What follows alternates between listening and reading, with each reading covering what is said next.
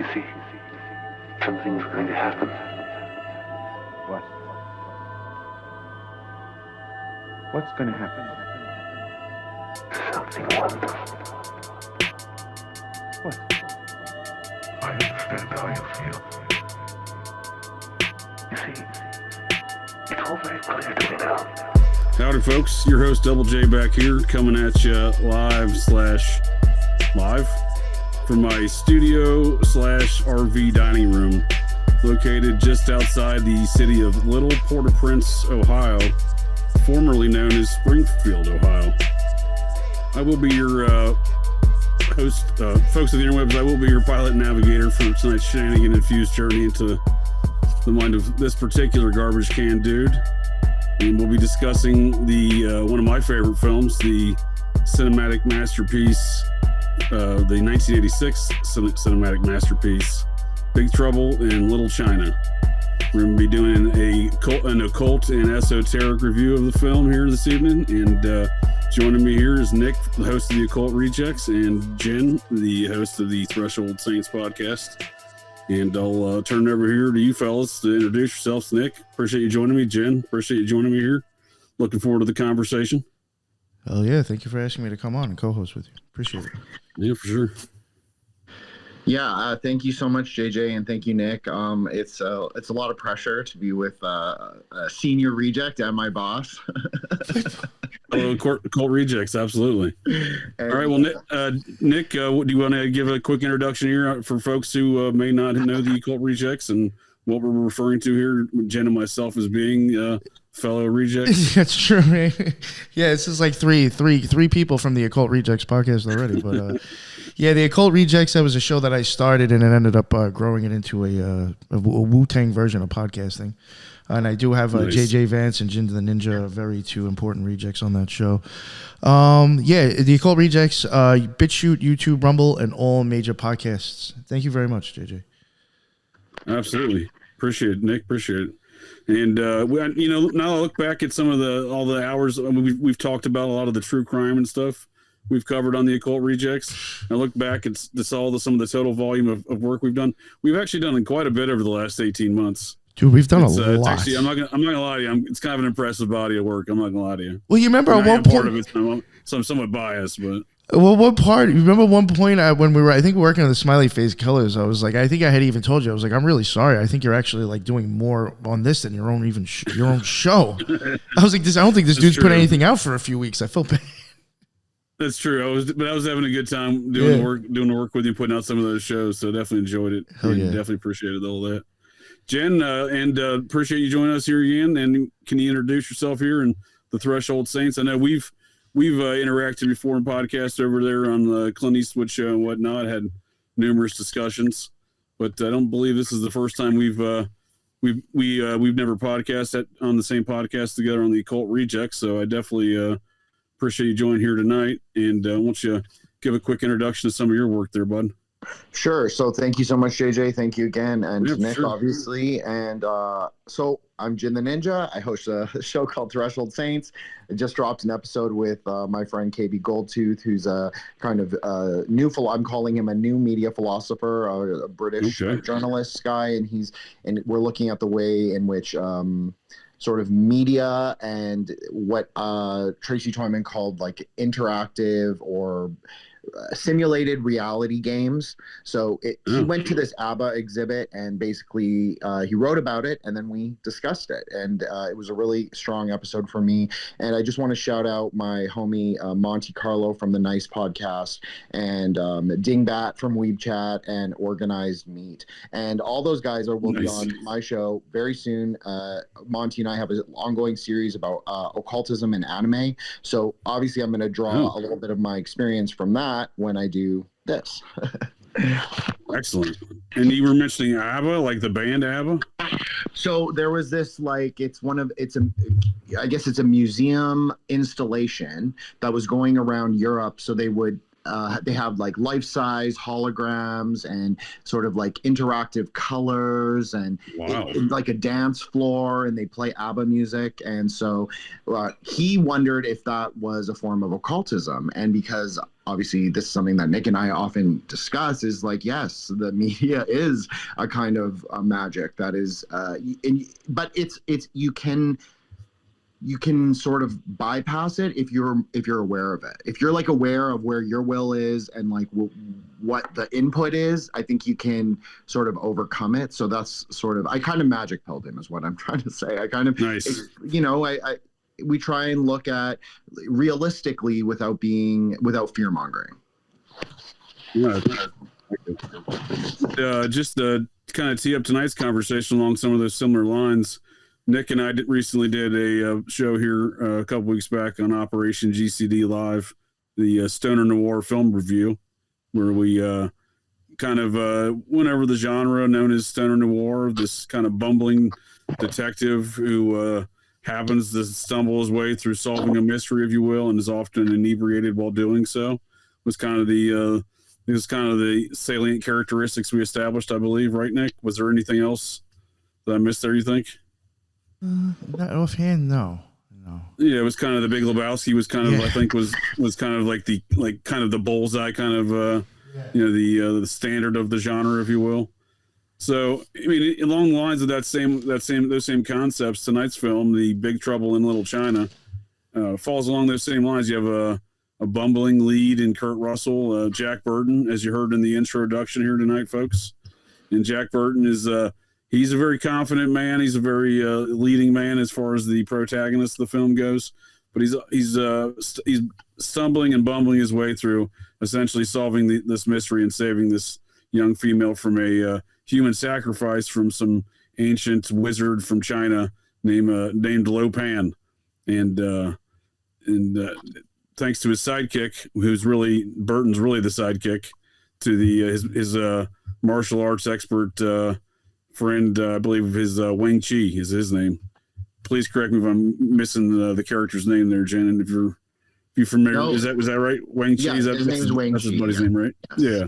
So Wang Chi in large part is really the protagonist, and Burton's kind of the bumbling, buffoonish character, which again falls in line with that stoner noir genre. But what I think was very interesting too is after we were having a discussion following that podcast, Jen, where you suggested this topic here tonight, and I thought it was very interesting. Some of the details I looked into what you were talking about or some of the details that went into the plot lines of Big Trouble in Little China. So it's not just peak 1980s kind of action cinema, with the flying sword fighting and the over the top kind of martial arts action that was kind of going on at the time, right? Like it's got a far more deeper things into the plot line as far as historical and potentially mystical wars there in Chinatown between what is essentially feuding wings of organized crime. Am I right there, Jen? Is that? I'll tee it off over to you. Is that a good description of kind of where we're heading with tonight's conversation and how we kind of got there? Totally. And I totally agree with you, JJ. That's a great way to frame it. But let me just add in or build up a little foundation. So sure. there's a Cantonese, or we're calling it a Cantonese language genre of films called wuxia, but they can also be Mandarin language. But so wuxia films are basically magical swordsmen, and they do have a basis in Taoist and Buddhist cosmology, but you can sort of see like how there's a bleed over between like 1980s John Woo movies, like Heroic Brotherhood films, and like this magic swordsman genre. And actually John Woo did direct a really interesting and really seminal wuxia film. So basically a sword play with magic. And so my thesis, I guess, for tonight is that this film is an American wuxia film, because this film is very Cantonese. Like, it's not just Chinese, it's specifically Cantonese, and it's specifically Chinese American or American Chinese. So I think it's very much rooted in that kind of maybe you could say there's a little bit of that libertarian American spirit. Obviously he's a truck driver, and there's that kind of, I guess, the stoner, exactly like what you said, the stoner noir archetype, who's like distrustful of big government, distrustful of anything he can't see with his own two eyes, to quote Jack Burton. So, I mean, sorry, go JJ, ahead. go ahead. No, go ahead.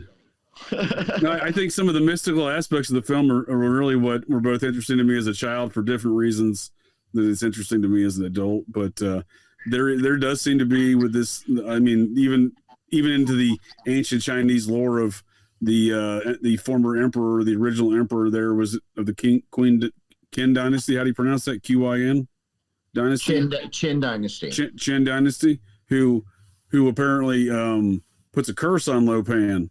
And Lo Pan apparently lives as some sort of spirit or a disembodied kind of figure who can occasionally take a bodily form at times, right? Is that rooted in any kind of ancient mysticism within the Chinese culture, or is Lo Pan a completely Hollywood fiction? Because I think he's a great character as far as villains go. I mean, Lo Pan's one of the all-time, the actor that played him, he's a great character actor throughout Hollywood. Not Victor Wong. Victor Wong, that's Egg Shen. I can't think of the guy who plays Lo Pan, but he's a very, very common actor. But I thought that was, the character Lo Pan was just great character. So he clearly takes some inspiration from 30s, like the 30s kind of pulp noir films with like a Fu Manchu character. But to go back just a little bit to the point about it being a wuxia film, I think this is a really important point because it fulfills the genre convention of wuxia, and wuxia has this idea called jianghu, which is rivers and lakes. So it's sort of this underworld, maybe a supernatural underworld, maybe a martial underworld is how it's often described, that exists at the same time as normal society or sort of normal reality. And there's these wizards or these swords people or these Taoist immortals. They exist in our sort of regular everyday life, but we just don't, because we're not part of the martial society, we don't know. So I just think that this is interesting because Lo Pan is also the name of the Chinese, or specifically the Cantonese god. So he is a deified real person that really existed, and he is the deified god of Chinese Freemasonry. And so you have some very interesting, I think you have a very interesting kind of plot point right out the bat. But I will point out that's some deep esotericism, right? They're going to get, that's kind of right on the nose of esotericism. If I didn't realize Lo Pan was an actual, not only a god figure, but a Freemasonic figure as well within the Chinese culture. He is a literal like Mason, like that is like that. If you give him a deity office, he is the deity of actual stonemasonry and building. So that's really interesting, and engineering as well. And his name in Cantonese, Lo Pan, can also refer to triads, like a sort of a boss, like a big boss. That's one of the meanings of the name. So it has that because Chinese love a homophone. Everything in Chinese is basically a homophone. So you find this a lot with all Chinese cinema is basically they make a lot of word games. And so it's interesting because two non-Chinese fellows wrote this film, but they clearly had some knowledge or they consulted someone who understood the story that they were trying to tell. Because it's all throughout the entire film. It's even the name of the tongs. It's the name of the characters. There's a lot there.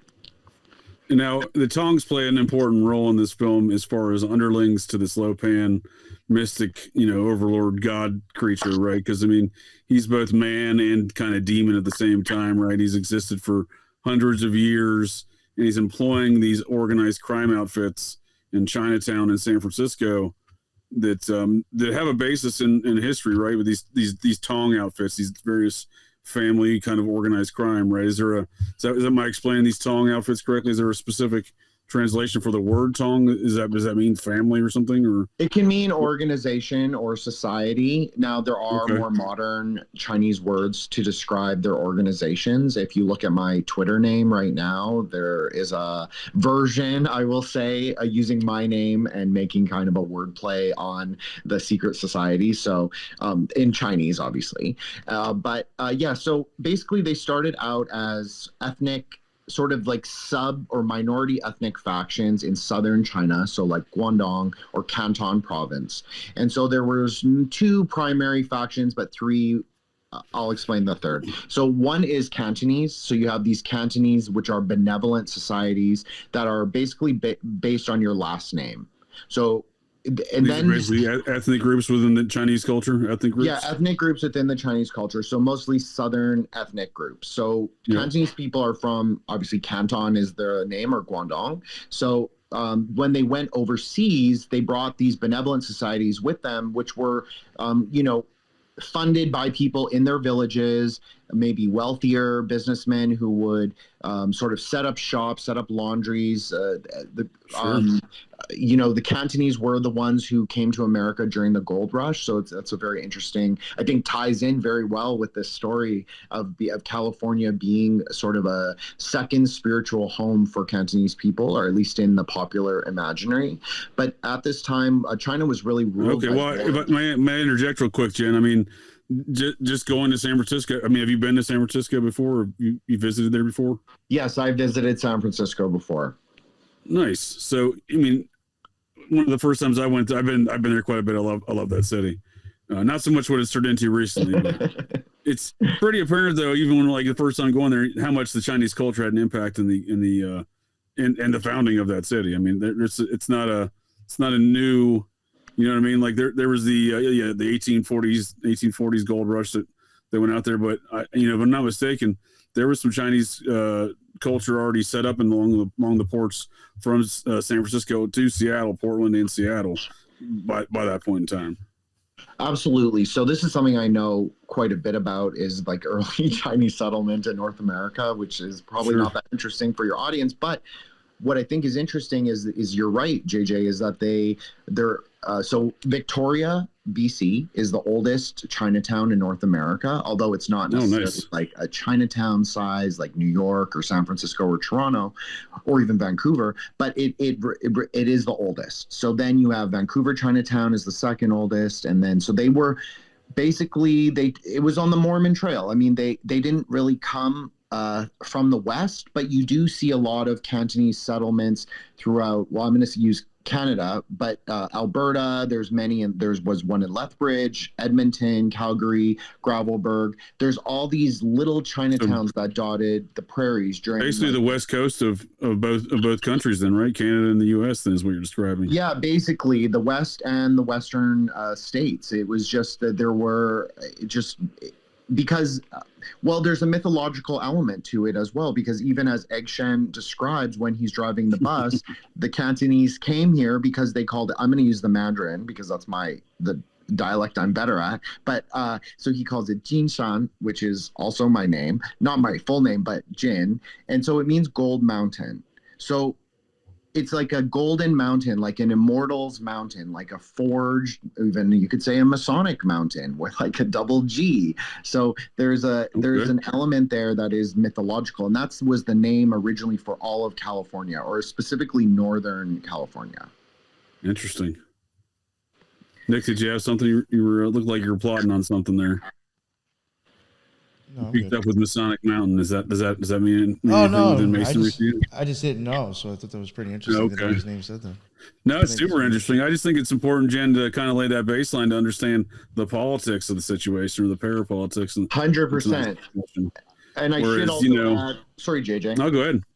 I should just add that the tongs, what they became, was different than how they started out. So they really did start out as benevolent societies in order to help the Cantonese like resettle across not just America, but in certain places in Africa, Southeast Asia, et cetera, et cetera. Because the Cantonese they were pushed out, politically speaking, from China at that time. Was that what it was?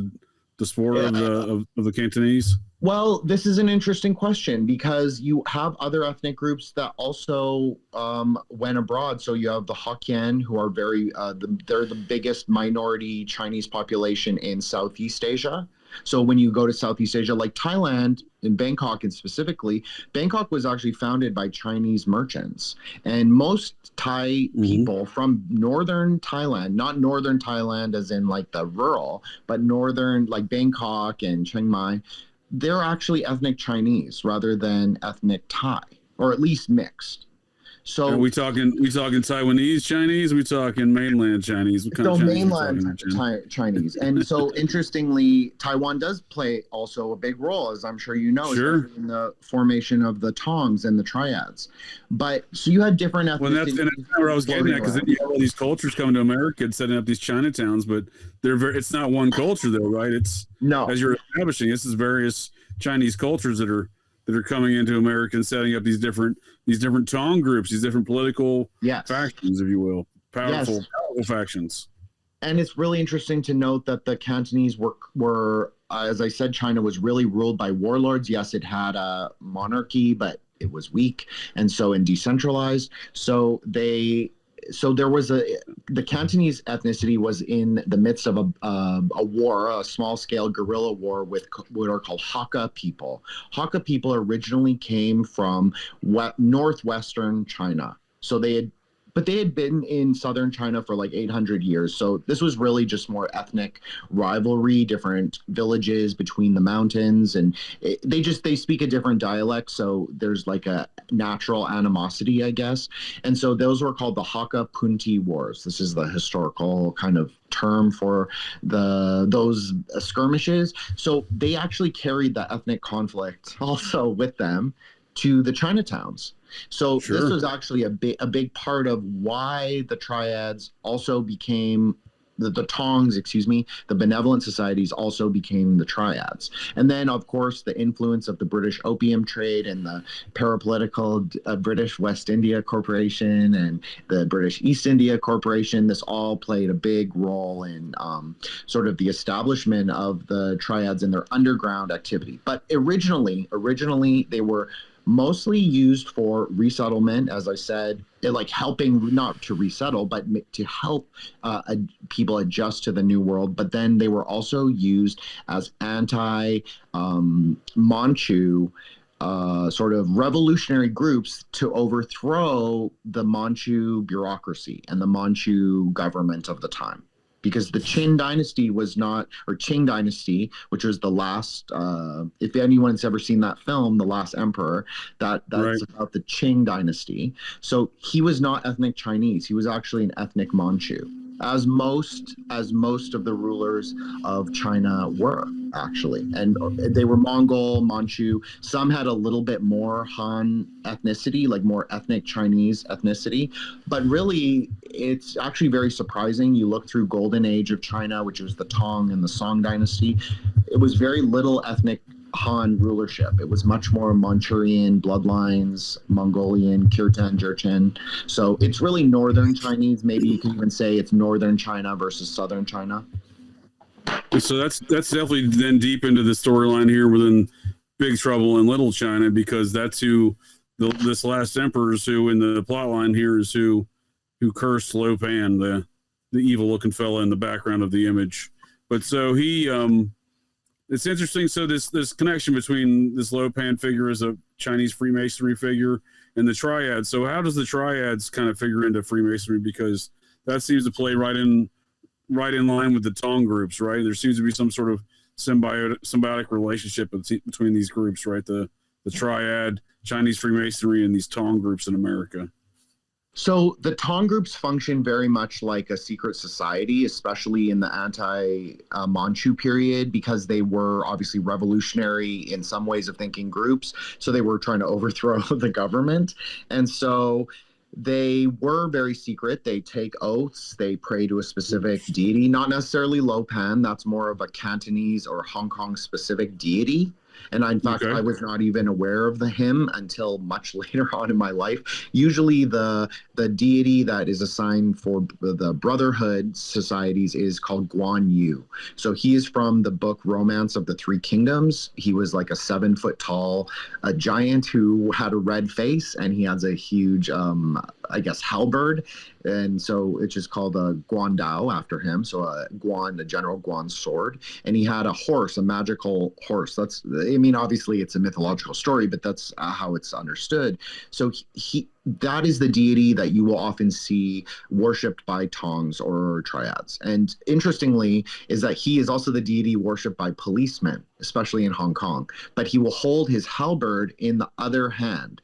So when he's worshipped by police, he holds the halberd in his right hand, and when he's worshipped by the Triads, he holds his halberd in his left hand.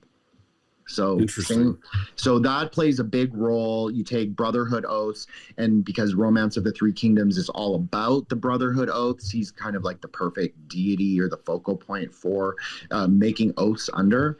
And so it's considered to be like very dishonorable. Like Chinese is an honor culture, so you do not dishonor your clan name. It's not as much honor based as Japanese, but there's a high degree of loyalty, and brotherhood is very emphasized, as well as in wuxia films, this idea of martial brotherhood, a kind of honor, which the boys do embody especially when they take the magic drink in the elevator much later on. That is kind of a perfect wuxia moment. You could say, like, it's like them recognizing each other as brothers, as sort of like in a triad in a way. So I would say it's kind of the moment in the film where they finally start listening to their own mystic, right?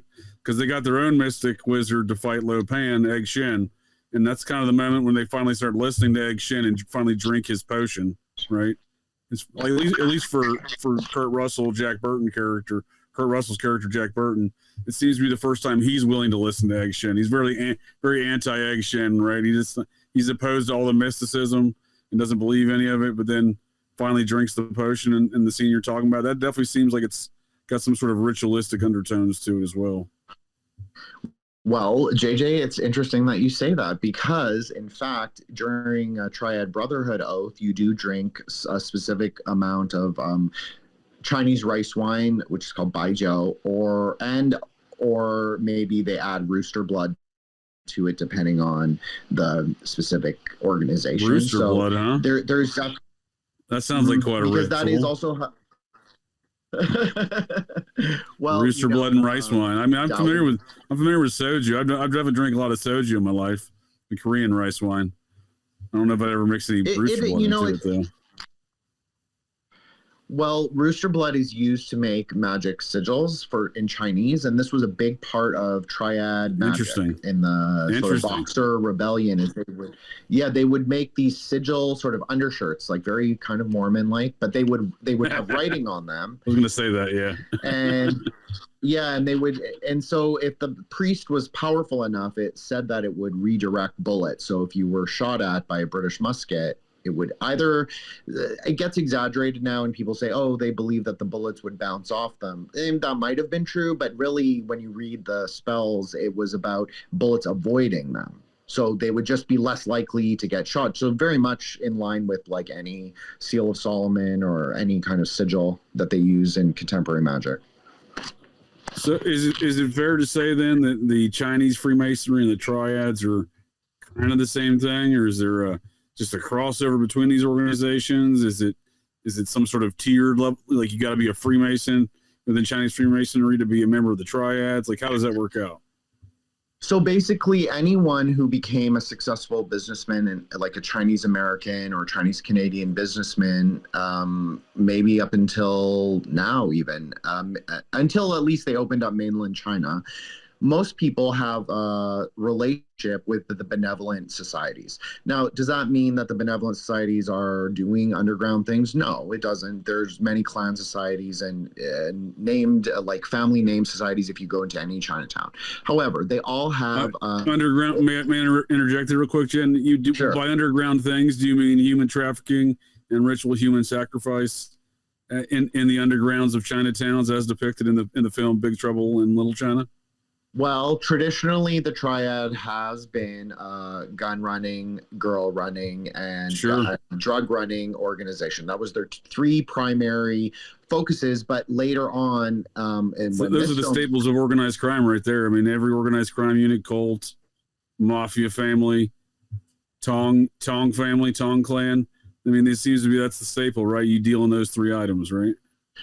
No, you're absolutely right. And so, but one thing that the Tongs did do was they invested very heavily in both the Taiwanese, Japanese, and Hong Kong cinema of the 60s until the early 2000s. And they also... Oh, so we're talking like Bruce Lee films then?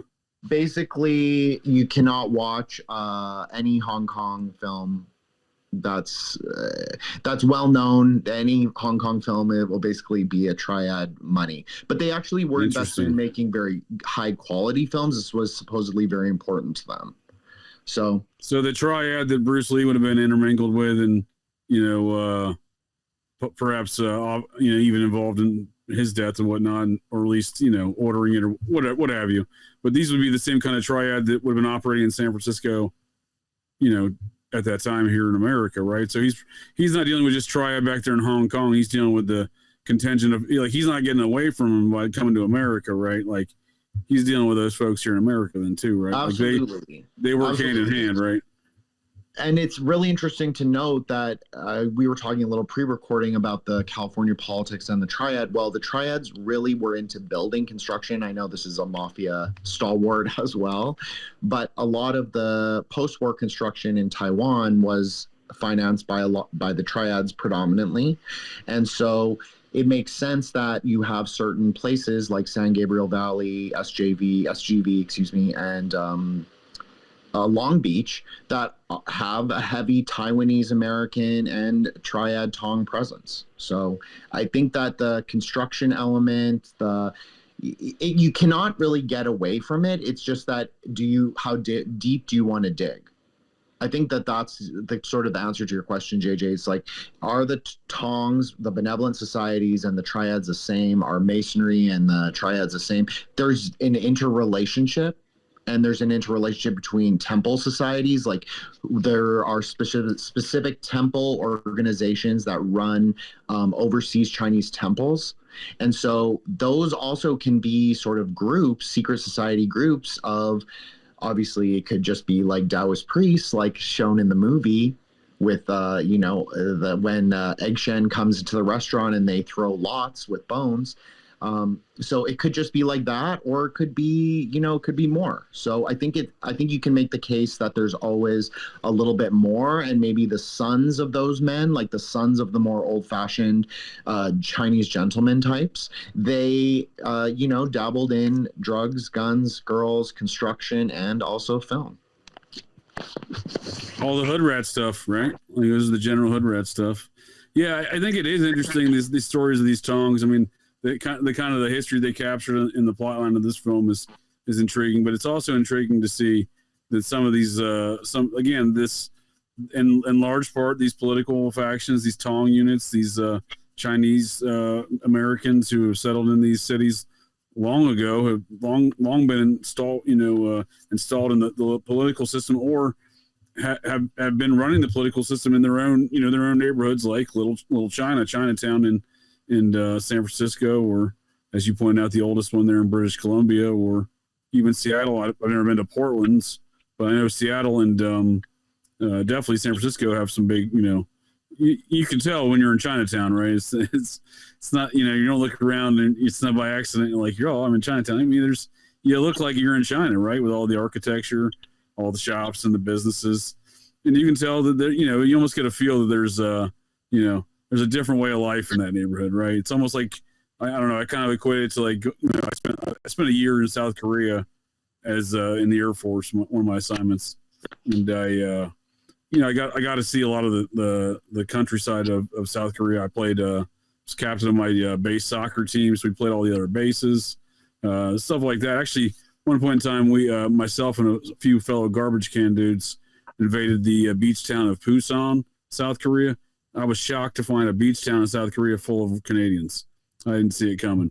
All these British Columbia folks were all vacationing down in South Korea. Apparently that was a common thing. But, you go into these towns like Busan, for example, like I'm pretty sure we upset the local Korean mafia. Like they were like watching us the entire week we were there. Like we were up to so many shenanigans in that town that they didn't approve of. So, you kind of get a feel. Like I kind of get that same feel. Like there's some folks, like some organized crime almost running this place. And I'm not passing judgment on it. Is oftentimes, for example, Busan, South Korea, great beach town. I really enjoyed my visit.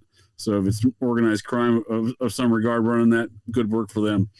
But you know what I mean? Like you kind of get that feel, at least I have, in going into Chinatown and, for example, in San Francisco. Like it's a different way of life, though. You can almost feel like there's a different system at play. Like there's a different rules for some of these folks that live there. and I presume it's the structure of this tong system and the triads, like you've discussed, and the crossover of all these different organizations within the Chinese American communities that again still very relevant today. Absolutely. And you can even see now this has obviously changed since opened, like mainland China, and you've seen like early 1970s, like what we talk like circa 74. I would even say maybe 2010, like much. Like you've seen especially Canada, you've seen an incredible amount of Mandarin speakers. Chinatown used to be predominantly Cantonese speaking. Maybe you have some, as I mentioned, like Hakka, Teochew, Hokkien minority speakers, but in general, Cantonese was the lingua franca. But now you can go into any Chinatown and it's almost everyone will speak Mandarin as either a second or primary language. So it has changed. It has changed the demographics and it's changed the sort of composition. It used to be very like, Cantonese people love a free market. They love, which can be very triad coded, I guess. But, they love a free market and they love trading. It's called mai. So that's often when you ask Chinese people what they'll do, they'll say, oh, I mai here and there, meaning I buy and sell. So that's what it means, but it also can refer to trading. So it's interesting also to tie into the film, the Wing Kong Trading Company. And so that is very mai. That's very that's the cover, right? That's Lo Pan's cover operation, right? Right. And so another favorite triad activity is underground gambling. Chinese love to gamble. It's like mahjong, but also illegal casinos. That's a very triad activity. Sure. Very Chinese activity. Sure. That's a great point because I've never been to I've been to a lot of casinos, a lot of Vegas casinos, some of which I'm not allowed back in. That's a different tale altogether, though. But there's not a Vegas casino that I haven't seen the pie gow table filled of Chinese folks playing some pie gow. I love that.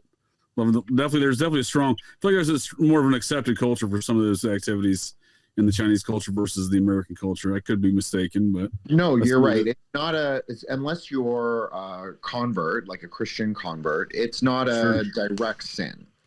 Sure.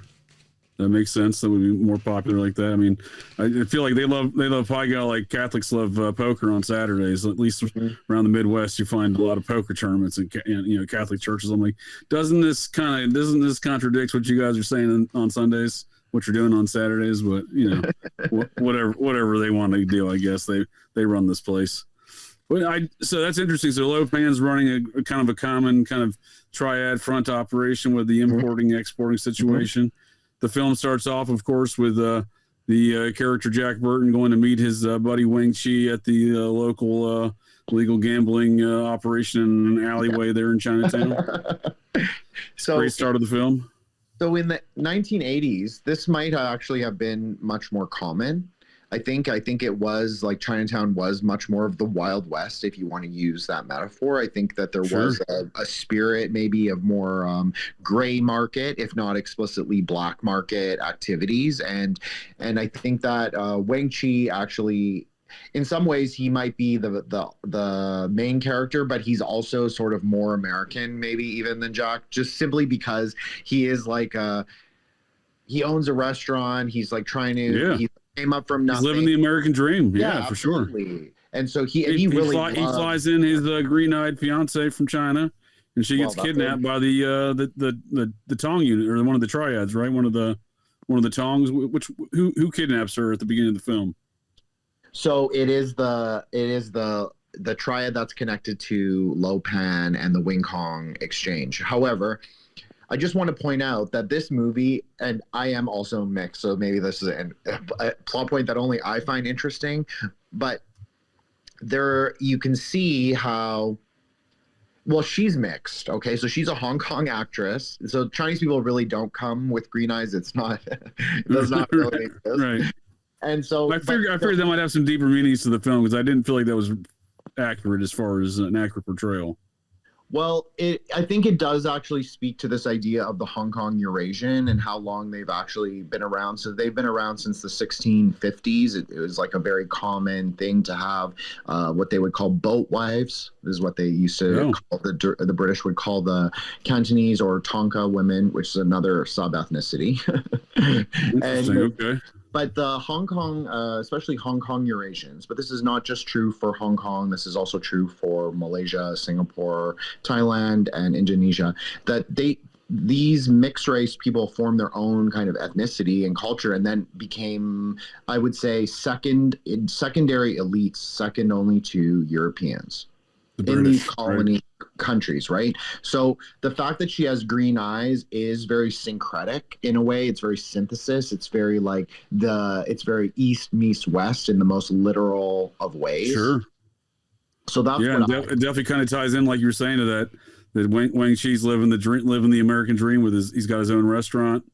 You know, he's starting to forge his own future, which they discussed it as part of the plot line, how some of the indentured slaves and of what that are going on there in Chinatown, whether it be indentured sex slaves or indentured labor slaves. So this is a big part of the early Cantonese history, is this idea of indentured servitude, and all those boys who worked on the railroads for the most part were actually indentured servants. So not necessarily like to the great white slave master, I'm not saying that, but they were indentured to maybe other Chinese people, other triads, other maybe local bosses who were building and contracting from the U.S. government. So this idea is really interesting, and they didn't also allow women to immigrate here unless they were. They didn't allow wives, excuse me. So they only could bring in girls who were going to work as laundresses, quote unquote. And so often, sure. So that's the cover story, right? Exactly. She does the laundry. So they weren't allowed. They all do the laundry. Exactly. So they weren't allowed to bring their wives, and so they brought over all these girls to the brothels, and so that's really the first time some of these workmen had seen women in like maybe a decade or so. So interesting. So what era are we talking? Kind of this is kind of the not the end of the Old West, but kind of the post, almost the end of the Old West, right? This kind of time frame we're talking. Yeah, so like right in the 1850s, maybe at the end, they started relaxing some of the immigration restrictions to over more, more families, more married couples, more women that were not just tied to these laundries. It became more of like the men would actually, if they were able to sort of liberate themselves, they could send money back home, which was the whole idea of them being out here in the first place, and then they would bring their families with them. So again, very much like Wang Chi and what he's doing with the restaurant to like sort of bring over more people and to sort of start their life there. Nice. Yeah, it definitely seems to be a lot of history written into this movie that just on its face, this is a very exciting film, but I think I'm even more intrigued learning some of the historical stuff put into this film, especially when you start getting into some of the mystical elements. So they kidnap the young green-eyed girl, the Hong Kong girl of Wang Chi's fiance, and they're going to sacrifice her, right, for some sort of ritual so that old Lo Pan here can become a human again. But Lo Pan's got all sorts of wizardry going on. Mm-hmm. In fact, he's got some elemental dudes that work for him. What are those guys about? The guy that's shooting the lightning out of his hands, and Nick knows what I'm talking about, like the Raiden Mortal Kombat type of fella. Yep. So thunder, rain, and lightning. So nice. They're kind of the embodiment of the, you could say, temple protectors, or just like immortals who have like culminated. They're just magicians basically that have cultivated themselves with Taoist alchemy and with Taoist sorcery, and then they are able to produce sort of elemental effects, we'll say. So all of their magic really is just a result. That's what's interesting about Chinese magic, is that it's all like you just start out from level 0. You're just like an RPG character sort of starting out, and then you level up. And then you're leveling up, you eventually sort of reach, I guess, apotheosis, and you're not immortal, but you're immortal maybe that your life, like Lo Pan, is just like it's like thousands of years rather than like 100 years, but you still can die. But Lo Pan obviously can't die because he's what is called Zhongguai, which is half ghost, half god. So they don't. Yeah, he kind of resides in like a liminal space, right? Yes, exactly. So Jin, sorry, JJ. Jane, can I just it ask you was- something really quick? You've mentioned it a few Yeah, go times. ahead, bud. Now, how do you say it? Lopan? How is that spelled? Lopan. That's interesting. And that's like that's like not made up. No, that's a real name. It can mean big brother, as in like triad term, not actual big brother, as in like your familial relation, but like a triad brother or big boss is another way to understand that. And it can also refer to the deity Lopan. Just every time you say it, it makes me think of Eopan in the Star Ruby. Oh, It was what's ritual. that? What's Yeah. Eopan? It's one of the few rituals Crowley actually wrote. You'll repeat Eopan in the middle of the ritual, basically.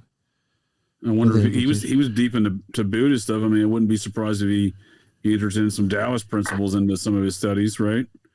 So maybe he encountered Lopan and some of his stuff and incorporated some of that into his, because that's he kind of pieced together things from various philosophies, right? So I mean, that kind of goes in line with what he did, right? Absolutely. Absolutely. I've never heard of this Eopan, but that's certainly something I'm going to look more into. I appreciate that. Oh yeah. As you're saying it, you even go like this too. Interesting. Eopan. Again, Lopan's one of the greatest. He's one of my favorite '80s villains for sure. There's some good '80s villains, but Lopan kills it. Yeah, I've always kind of wondered some of those elemental factors. It just seems like must have some deeper meaning with some of that wizardry going on there relative to Lopan. Well, it's interesting you say this, JJ, because when Uncle, I forget his name, I'm having a moment, but the uncle in Egg Shen, or Egg Shen, I mean. But then he's also with the uncle, Wang Chi's uncle in the restaurant. Oh yeah, that's right. And he says like thunder, rain and thunder at the beginning. This is a I-Ching thing. Yeah, I think it comes from the 21st trigram. It means it's like troublesome at the beginning or obstacles at the beginning. So this is what the thunder, rain, and lightning are referring to, these sort of ferocious sky gods in Taoist cosmology, and maybe primordial elemental gods. In one way, you could say that.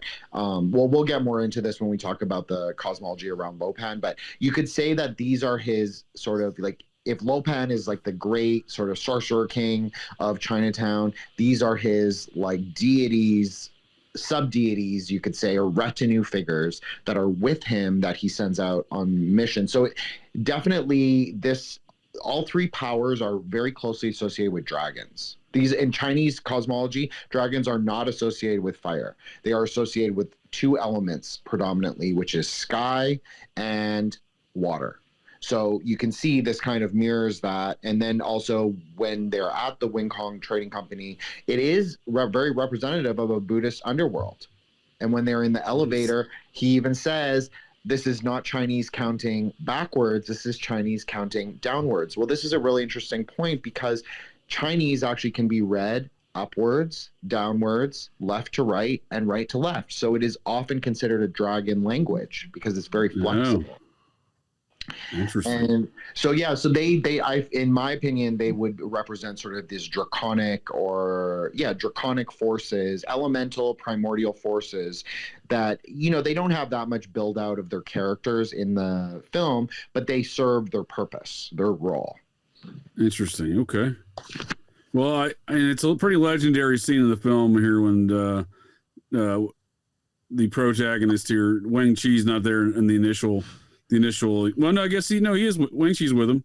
Wang Chi and Jack Burton here encounter these elemental characters, kind of overlording along with Lopan, overlording over these different Tong wars that are going on. These fighting factions of different Tong groups, and it's where they establish kind of the legendary nature of Lopan because.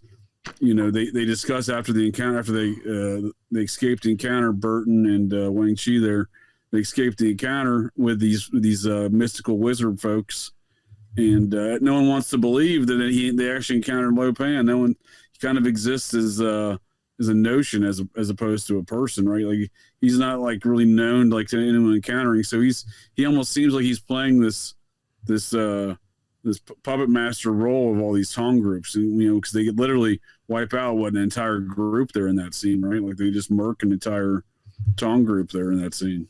So you have the Chang Sings, who are the guys with the gold and the black. So that's also interesting. I'm sure Nick is like, it's the association of the black and the gold. That is obviously has a very Saturnian association in general. But interestingly, when I was prepping for this show, I had to look at there's a grouping of deities that are the most primordial of Chinese religion, you could say, and they are the 5 emperors, so the Wuxin. So five king gods, you could say. They're the expression of heaven. So but heaven's one, but then they take they become a dyad, or not a pentad, excuse me. So so there's 5 of them. There's 5 of them, and the deity that's associated with the center. So China is considered to be a center kingdom, Zhongguo, which means central kingdom. That's what China always has thought of itself as, the center of the world. The center is considered to be Saturnian. So that emperor, that yellow emperor, he is associated with the center. So, and then you have the other group, the other Tong group, who wears the black and red. So that's obviously more martial. It's associated with the Western direction in the Chinese cosmology and the god of fire. So the yellow emperor is considered to, or excuse me, it's the southern deity, who is interestingly the god who gave Chinese medicine, building, architecture, agriculture. So it's like the Promethean figure who has given Chinese people their culture, basically. So is this like the light bearer, the great, is that what you're saying as far as within the Chinese culture? Well, it's interesting. He's considered to be he's red, so he's a giant, and he's like, I don't know, like 9 feet tall. He has bull horns, and he is kind of the, I guess, light bearer in some ways, in that he gives the knowledge to the yellow people. So the yellow people are yet represented by the yellow emperor, but is the red emperor who gives them like the knowledge of civilization, where the yellow emperor, which is obviously represented by Saturn, he gives them the knowledge of writing and the knowledge of sort of cultivated arts, we'll say. Interesting. Is there a green emperor? Because as you're describing these characteristics, sounds a lot like Lo Pan. I mean, what was Lo Pan, like 12 feet tall or something like that? Is supposed to be in the film? Well, it's interesting you say this, because his demon, and so Lo Pan even says this, my demon that I have to appease, but he's not saying demon in the Western esoteric sense. He's actually meaning in the Chinese way, which is just the deity that he's pissed off. So it becomes his adversarial figure, his Satan, if you will. It becomes his cursing deity. So that is Qing Dai. Qing Dai is the god of the East. He is the god, the blue-green, because it's always blue-green. He's considered to be the blue-green emperor of the East, associated with Jupiter. So that is who has cursed Lo Pan with the curse of formlessness. So that's really interesting. And the emperor, the Qin dynasty emperor, has cursed him with the curse of feelinglessness. So like no sensation. Sure.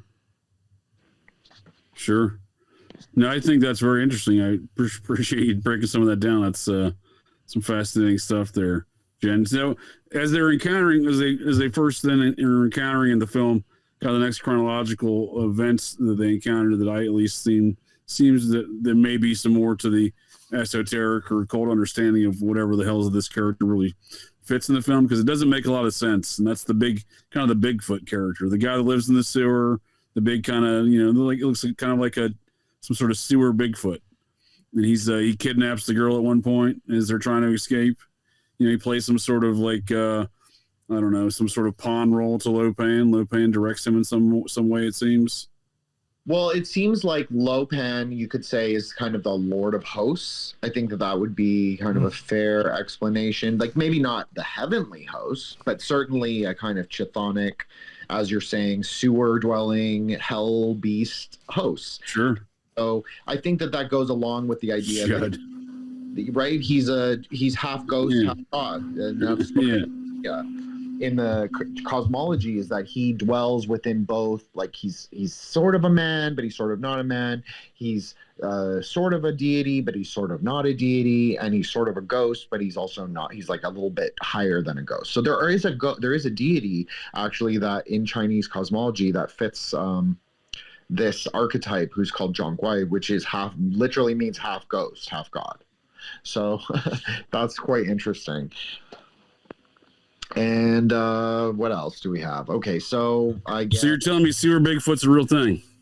Well, I think the idea is more that there's a secret world under Chinatown that is also connected to Chinese cosmology. Right, they did leave it as a cliffhanger with that monster with sewer Bigfoot. But in the comic book series, they did actually resolve it. He becomes like sort of a foil / pet. He becomes Jack Burton's pet because he does. He hitches a ride there on the Pork Chop Express. That's right. So he kind of becomes like, if anything, I would say he's like a gremlin, or like if people are familiar with Japanese mythology, there's the idea of the yokai. Well, the idea of the yokai, which are just like spirits that surround us in our daily lives, that actually comes from China, as like with most things Japanese. and so they so that I would say he's like a mountain ogre or a mountain goblin. And that exists obviously in the Chinese cosmology, but they're chthonic, where you could say Lopan and the three thunders, we'll call them, or lightning, rain, and thunder. They are the mountain deities. And so below them, this is a very Chinese cosmological concept, right? The central pillar, the middle axis, that's what Lopan would represent. So the mountain king. And so everything below him is kind of like his servant or his serf. So, like in kind of Western theology or philosophies relative to demons and mysticism and whatnot, he's kind of like a demigod, right? Like Lopan, he's kind of he's got godlike powers, but he's clearly not God. So the Chinese cosmology has many expressions of deities, we'll say. Like there are people who can become immortals, as I said, which is called a Shen. So this idea that you can cultivate yourself, be born a human, cultivate yourself with internal and external alchemy, basically magic and martial arts, if you want to use a shorthand version.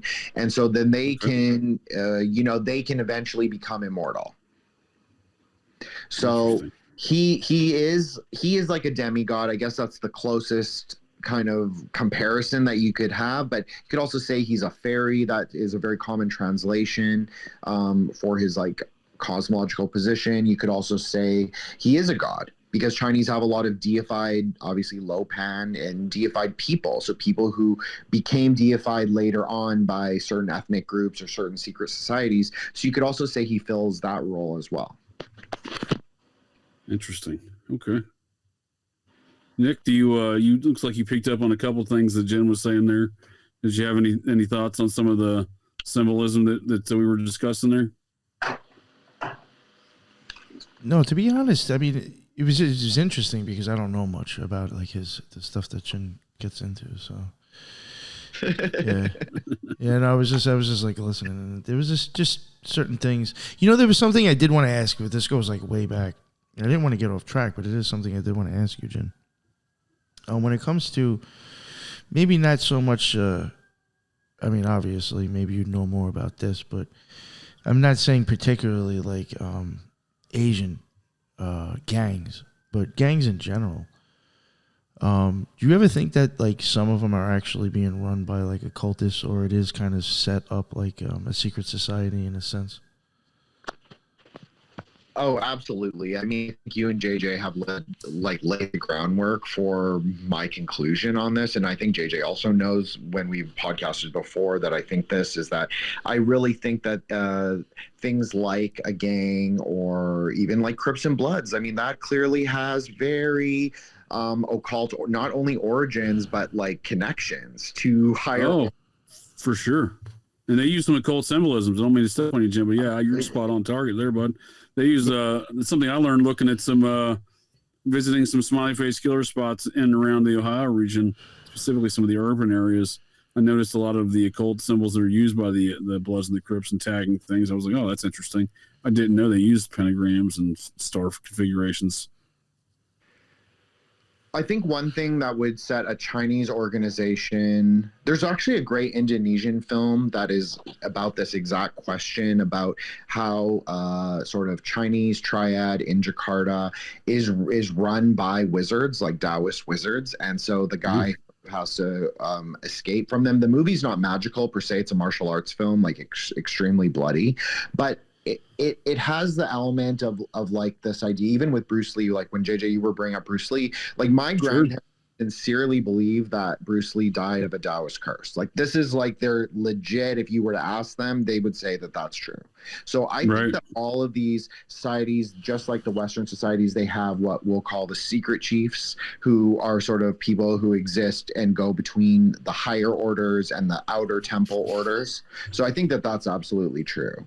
But I think that the Chinese tend to be more insular, and they don't value necessarily following as much. Like the Yakuza is very different than the Triad. The Triad would be more, you can sort of be your own man. There's something more American about it, where the Yakuza is like, you must follow the head guy no matter what. Sure. Yeah, they seem to be much more on that elder worship within the Japanese. So yeah, I could see the Yakuza adapting to that as well. Yeah, now, those are some great points. I don't. On that note, I don't view politics, and we can call it wizardry or sorcery or occultism or whatever you want to call it. I like to call it, just joking around, I call it wizardry or sorcery, but I don't view these things as separate, right? Like they're the same. They're the same thing to me, even in American politics. For example, I like to pick on the man because there's good reason to. John Podesta, in the infamous Podesta emails that were released by WikiLeaks, the man who is out of prison, but no one really knows where he's at, Julian Assange. He's waiting in the wings, I'm sure, to tell that story at some point. But the Podesta emails, one of the things that really stood out to me when I read through them the first couple of times, I was really fascinated by those things. I was really on a back at that time, I far different understanding of world politics and parapolitics than I do today. But an eye-opening aspect of those emails was the use of the term thelemic favor. Quote unquote thelemic favor. The Yale librarian wrote John Podesta an email for asking for a private one-on-one meeting with then President, some folks call him Barack Obama, Barry Soetoro. And that favor was, the one-on-one meeting, the quote-unquote thelemic favor. I don't think, in my opinion, you can't be asking someone for a thelemic favor unless there's context for that verbiage being used, thelemic favor, in which case, you're screaming you're thelemite, in my opinion, at that point, because you're using that as common, in some sort of common understood language between the parties. And again, it's an important thing, so it's making it seem like providing a context. This is used in a very important, they're not using that in a derogatory sense. It's not slang or anything else like that for a derogatory meaning. It's an important meaning.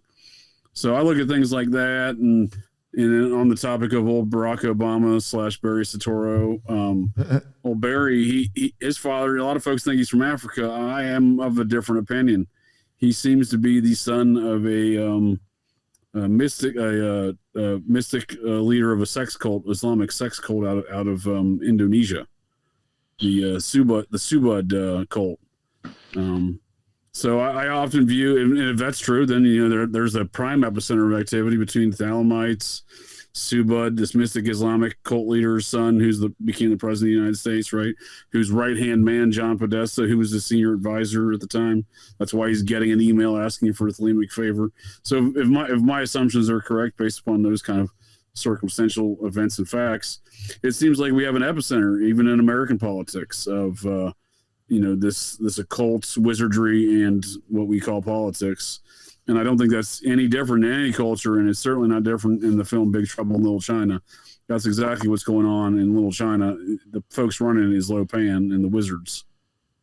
Well, let me just respond in two parts, JJ. So first of all, the Manchu religion that I sort of laid out at the very beginning that was existent at the Qing Dynasty period is not Taoist or Buddhist, but it has both of those elements. And so the five emperor system that kind of pentad of deities that I was referring to, with Lopan having the demon of Jupiter, or the god of Jupiter be his demon, that actually comes from Manchurian Tengriism. So this kind of, I guess people call it Tartarian, but I'm not using it in that. Tartarians. Right. That's a hot topic these days. Yeah. Right. So they are Tengrius from Central Asia. And so they have a thing called the banner system. So there's 5 banner colors that relate to each of the 5 emperors. Okay. But their religion, basically every government that they set up in China had a bureau of astrology, had a bureau of magical state rituals, had a bureau of exorcism, had a bureau of magical rites. This existed well into the 1750s. And even Xi Jinping's wife now, like everybody knows that I practice Vajrayana. His wife also is quite a famous Vajrayana practitioner. And so she hosted the World Buddhist Conference, and Xi Jinping also has substantial Manchurian ethnicity. So I would posit that there is a kind of shamanistic, Tengriistic, or magical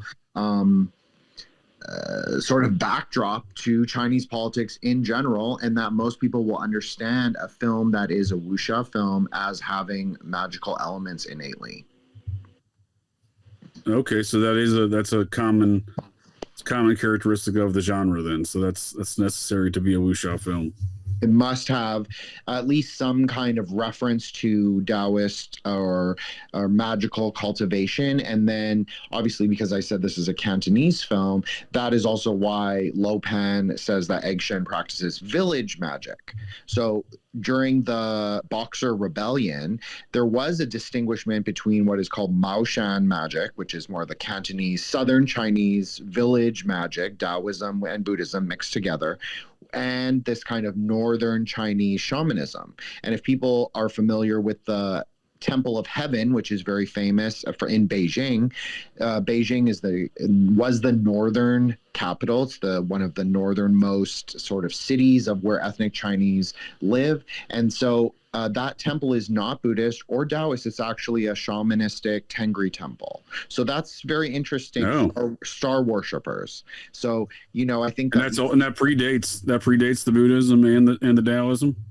Well, now we're getting into hot territory, JJ, because I figured as much.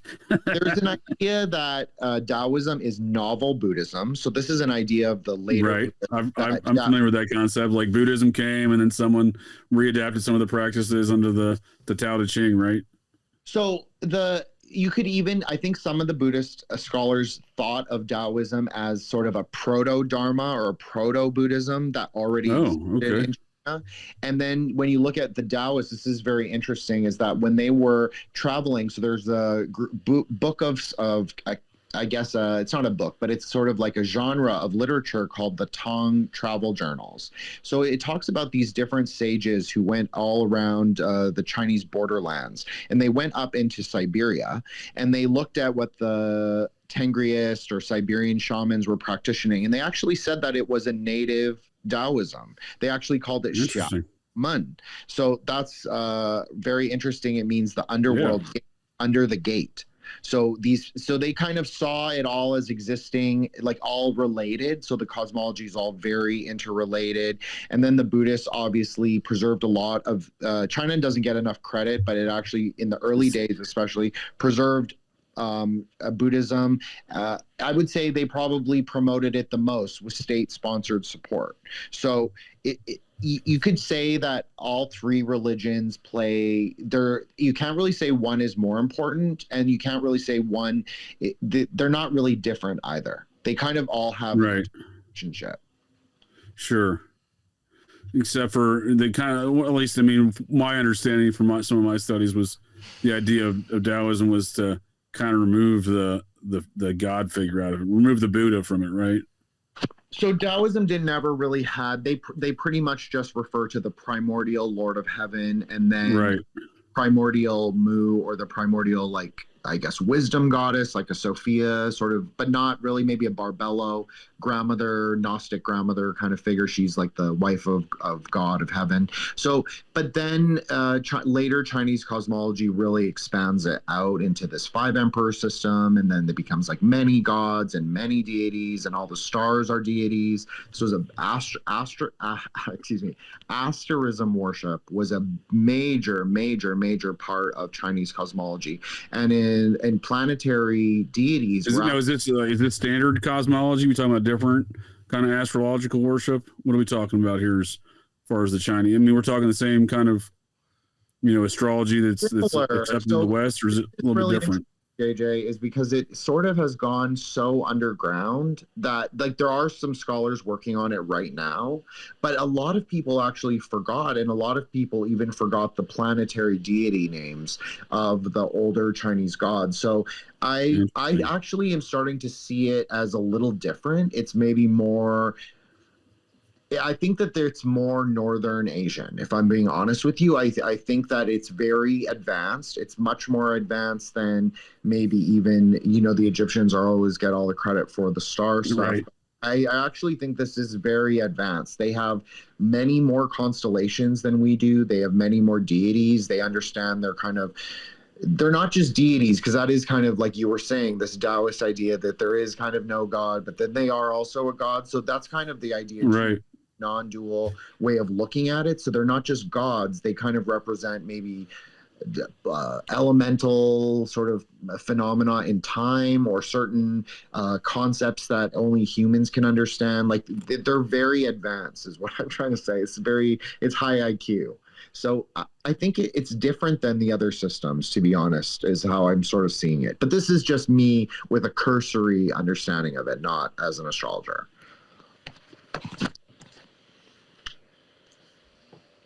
I'm back. Yeah, you're back. I can hear you. No, nice. I'm back. All right. No, I was just saying, I think that, the Western philosophy seem to anthropomorphize a lot of these characters and you make them human. So I feel like that's not something that the Eastern philosophies necessarily do. And I think that's a good way to put it, as elementals. Yeah. And I think that the Daoism to me just seemed like, removing kind of the human elements of it, because even the writer, right? Lao Tzu, is that right? Is that Lao Tzu, yeah. Yeah. He's not even a real person, right? Even it translates into kind of like the writer or something, right? Well, yeah, it can mean the old master. His name has different meanings. But no, you're right. I mean, he can be a real person. He can be a deified sort of character. But then, Chinese people are much more practical in their religious framework. They'll pray to a deity if it works. Like, if they hear it works, they'll pray. There's even a saying in Cantonese, like, have God will pray. It's just like, it's the idea that if your focus is a successful business, and you hear that this deity is for a successful business, and your neighbor does it, then you're going to do it too. That's kind of the idea. Sure. It's not really about a brand. That has a very practical sense to it. That's a good way to put it. So what else do you have left on our journey here throughout some of this esoteric or occult review of Big Trouble in Little China here, Jen? Well, been enjoying the conversation thus far. I just wanted to see where else you wanted to take us here on this journey, or what. I knew you had a couple other things you wanted to bring into the conversation. Well, I think we should talk about Gracie Law, or Kim Cattrall, for just a minute. Sure. Because this is a big film for her, even though it wasn't like a huge commercial success, but she was more visible in this film than in maybe other things she had done before. And so I think it's interesting that they also cast her as maybe this is just me projecting, but I also assume she was Eurasian, because her name's Gracie Law in the film. So she said, this is my neighborhood. She makes it very pronounced. Yep. And so, and Lo Pan considers her someone that he can then marry and sacrifice. So a Chinese. Good point. She does have a very important role in Lo Pan's eyes. Right. So I would assume that maybe they just cast Kim Cattrall, and they're kind of subtly saying that she's Eurasian. That's kind of the vibe I always thought when I watched this movie as a kid. Because she's got the green eyes too, right? That's kind of the thing Lo Pan's looking for. He's all about them green eyes. Yes. So I thought that was very interesting. And then also, like, Egg Shen, his name means like egg spirit or egg god If you write out like the character for Shen, it means spirit or God. Usually it refers to a higher deity. But it's interesting because even the egg makes sense as one of the primordial Promethean figures in Chinese cosmology is a guy named Pangu. So Pangu is a giant who lives in an egg, and he, after thousands of years in the primordial chaos, he stands up to stretch out, and he breaks the top of the egg, and all of chaos sort of pours out, and then he has to put that's interesting. Yeah, because that's why I left that part in the preview with Egg Shen saying order out of chaos. Not only that, I thought Nick might appreciate the Masonic elements of that phrase, but it's interesting you're breaking it down. So this Egg Shen is literally born out of this chaos. Well, the primordial mother, she is seen as sort of like it's not, but again, like you said, JJ, it's not necessarily a figure. It's just the idea, pantheistic idea that the primordial chaos feminine, like a yin, she's yin, whereas heaven or sort of the light illumination is yang or male. So I think this is also relevant in terms of Lopan and his sort of religious rituals, because you see that the Wang Chi and Egg Shen have a kind of religious framework maybe, but they're not like devout. They don't have a devout religiosity, but you see Lopan, he has this whole altar set up in the sewers, and he has the deities all over the Wing Kong Trading Company, and in fact, they even import. That's a good point. That's a very good point. Yeah, because when Wang Chi, he kind of immediately knows what's going on, right? He's like, but he can't break down the metaphysics of whatever Lopan's up to. That's when they bring in Egg Shen as the expert. But Wang Chi certainly is schooled in some of this esoteric knowledge. Yes, and it's interesting because his uncle is also shown to be like a skilled diviner. Maybe you could even say a magician. And that's right. And then you could say Egg Shen is kind of the rebel magician. In some ways, that's even how the film sort of subtly implies, where he's like a rebel magician going up against a secret society, because that's how I read the film. I mean, right? He's going up against this kind of Masonic deity figure, and he has to kind of topple him. And he lives a quite modest life, but as Wang Chi says, he's a very rich man. So he kind of lives in a liminal space himself, doesn't he? Yes. I mean, he's presented as this man who's like driving a bus tour, but then he's also kind of a mystical being. 100%. He's obviously, it's implied that he's been alive for at least 1,000 years. Right. That he's been Wang Chi's like thorn in his side, or not Wang Chi, Lopan's thorn in his side, I think is how it's phrased. And I think that. So they've clearly had a long interrelationship, and Chinatown are a very liminal space. You often pass a gate, you pass through a threshold before you go into Chinatown. So very, very international waters type environment, a lot of trading going on, fish, goods, services, hookers, you name it, you can get it all in Chinatown. So at least that's what Jack Nicholson said in his film Chinatown. No, I think that's a great point, Nick. This order out of chaos thing, I was saying that I put that in the introduction for the portion from the trailer where Egg Shen is saying order out of chaos, basically screaming it, which I think is, again, it's very interesting the way Jen explained. That's a great explanation, Jen. Appreciate that. The esoteric understanding. It's clearly got a deeper meaning with the name of Egg Shen and probably even I don't remember the exact scene there on the bus when they're screaming that, but the scene that comes from, but. Clearly that's a very common Masonic phrase, right, Nick? That's the order out of chaos. Yeah, or that's just very occult in itself. Very magician. Is that common within magicians' code? Within the occult? Yeah, for sure. I think so. It was kind of a Crowley thing too, right? He was all about kind of order out of chaos and his sex magic.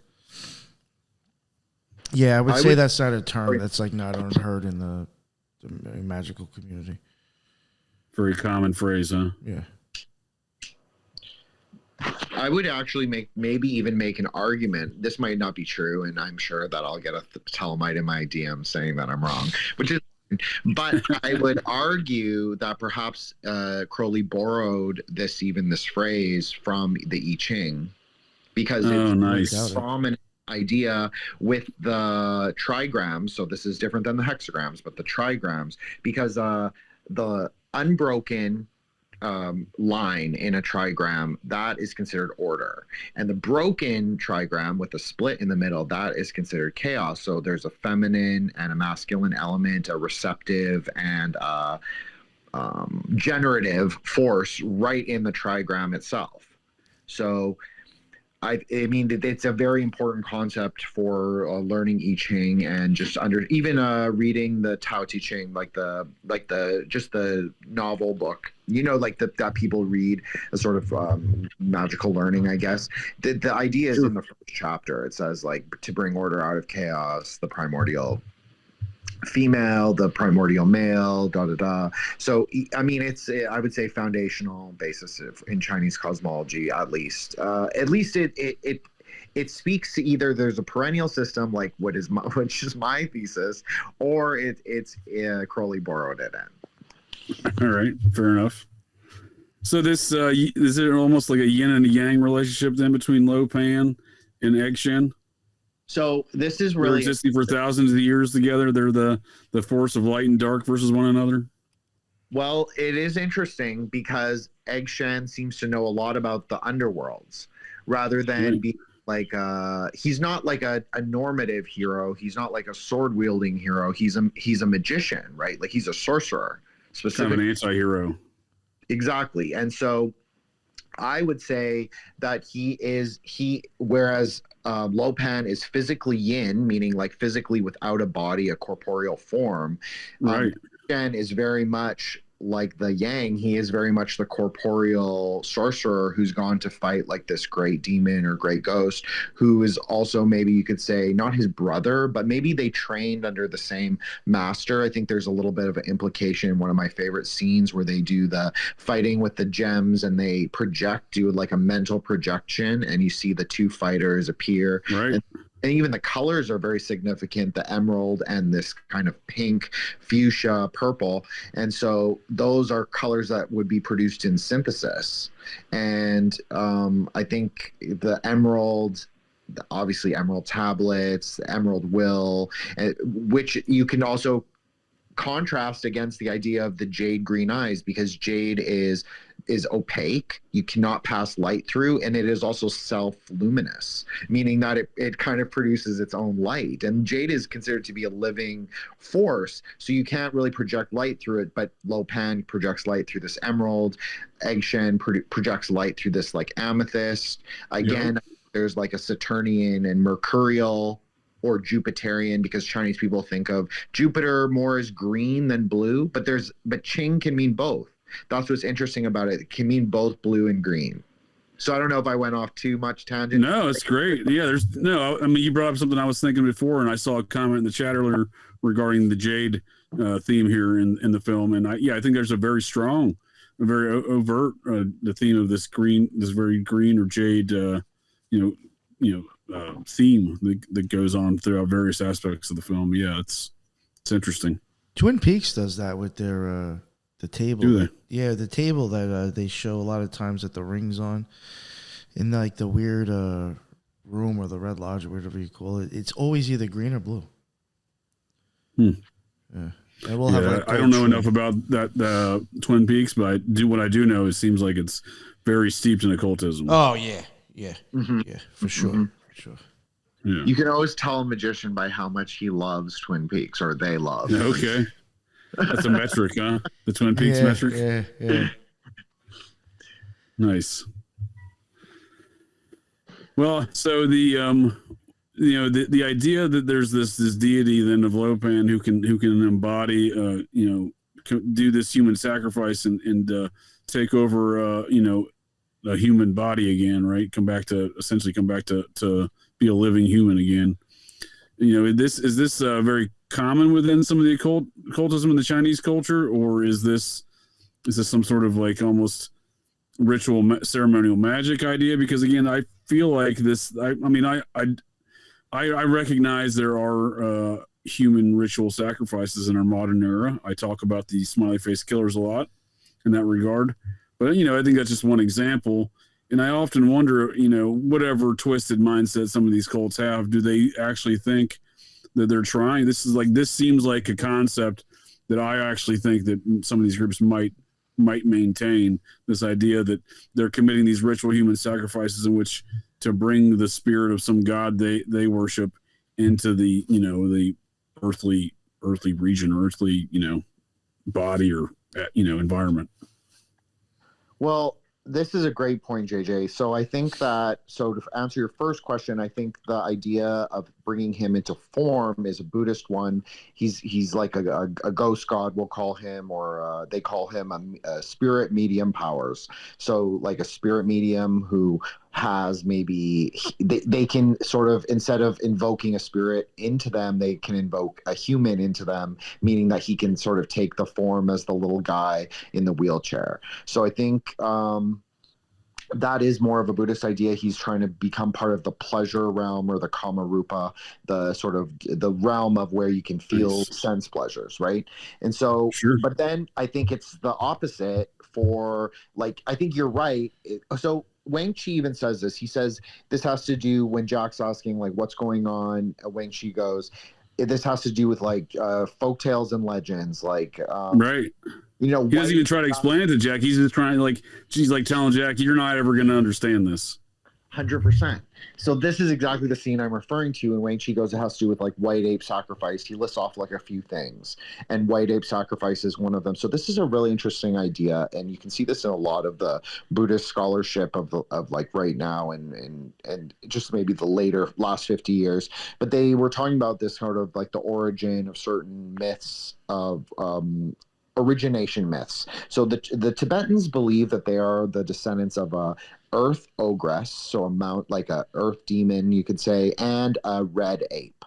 And Chinese people believe that they are the sort of their ancestor is a white ape and a mountain goddess, but not like an ogress, like a fairy or something. Okay, so so a lot of times in tantric and Taoist magic, it's more sympathetic than it is blood. Like yes, of course, there can be a component of animal or even other kinds of sacrifice, but really you're talking about like an effigy or something as a stand-in. So, but originally their stand-in were white apes instead of sacrificing people. So this is actually speaking to like a real thing that used to really happen, and also maybe gave way to the myth of Sun Wukong, which is obviously a part of my Twitter handle, which is the Monkey King. So his myth partly comes out of this deified white ape,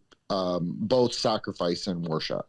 So definitely there is an element of this historically, but then there have been many murders in Asia and Southeast Asia that do have a ritual component. So clearly you could just think of it as very transactional, maybe not even parapolitical, just like, oh, I have to kill this person anyway, so I might as well just do it in the name of whatever. So then they do that. So that is true. And definitely there's a thing in Indonesia, since you brought up Barry, our good friend,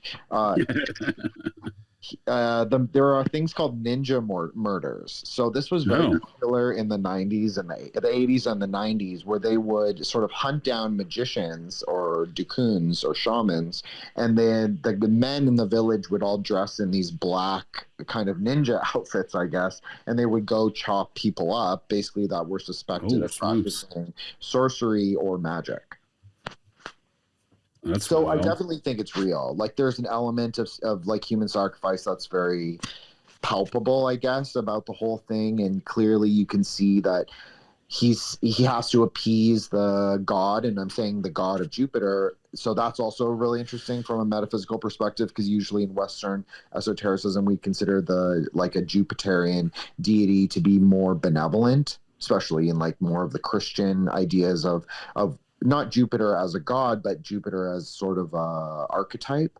That would be like more of an association with Jesus and like mercy and loving kindness, like all this idea associated with that. So we would consider like that would not be human sacrifice with that, but maybe in a Chinese idea, you have to have the blood offering to appease the god. So it doesn't really matter how it's derived. You're just doing it to do it. So it's much more functionary. So you could say it's rather than, so maybe a Western magician would say, oh, I'm going to do this to gain all the power of the world. But a Chinese magician would think of it more like, I have to do this because it's like, it's mandated by heaven. So it's more right. So the world keeps moving, right? Right, exactly.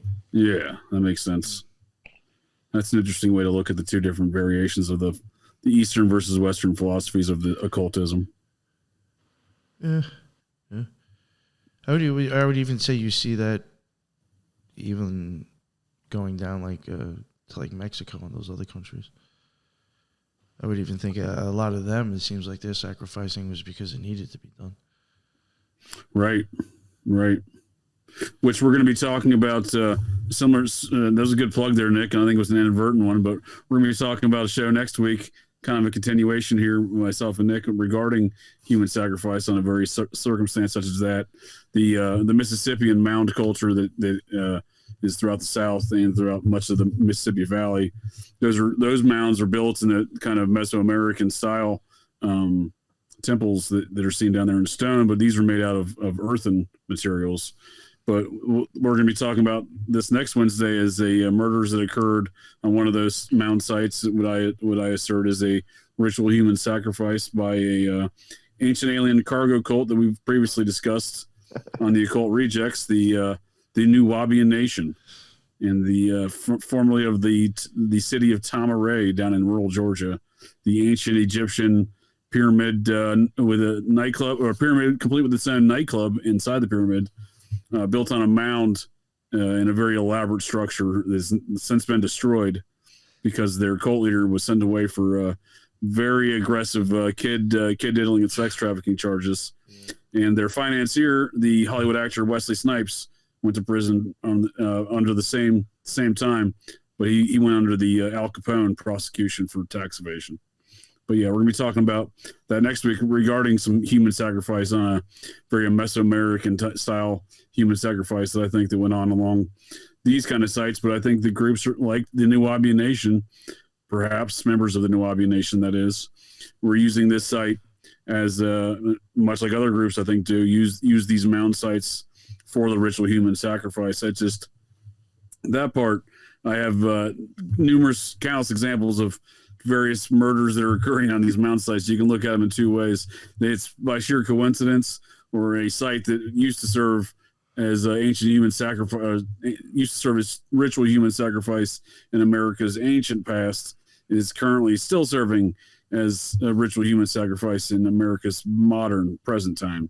So that's the way I look at it, and that's going to be a discussion we're going to have next week. But I appreciate bringing that up. It's a good point there, Nick, about the ritual human sacrifice stuff. I'm convinced it's going on. I often wonder what are the goals? What are they trying to achieve with this? And while I think some of them do believe it's some sort of power, I do think there's probably rituals and ceremonies that include trying to provide some sort of embodiment for gods, even if it's only temporary. And I'm not even saying this is something they can achieve. I'm saying this is something that I think some of these cults believe. And I think that's kind of what we saw here, and I often wonder, after rewatching this movie hundreds of times, I've obviously wondered, I wonder if people really believe that there's like some sort of Chinese mystic cult that has some of these concepts in their belief systems. Well, I think, JJ, this is a really interesting point if we're looking at modern Chinese religion. So religion like post-Boxer Rebellion, post-1750, post-Opium Wars, is that It has taken on a very spiritist quality or spiritualist quality of automatic writing, very millenarian, extremely millenarian, a lot of goddess cults, particularly goddess cults. And you see a lot of charismatic prophet cults as well, like very similar to the Moonies, but in a more good example style. So where they believe that the person is a reincarnation of a Buddha or Lao Tzu or Zhuangzi or some historical or / religious personages from Chinese history. So there's been tons of them. There's literally thousands and thousands of Chinese millenarian cults. They've been sort of part of the Chinese religious landscape for 3,000 years. There's been many wars about.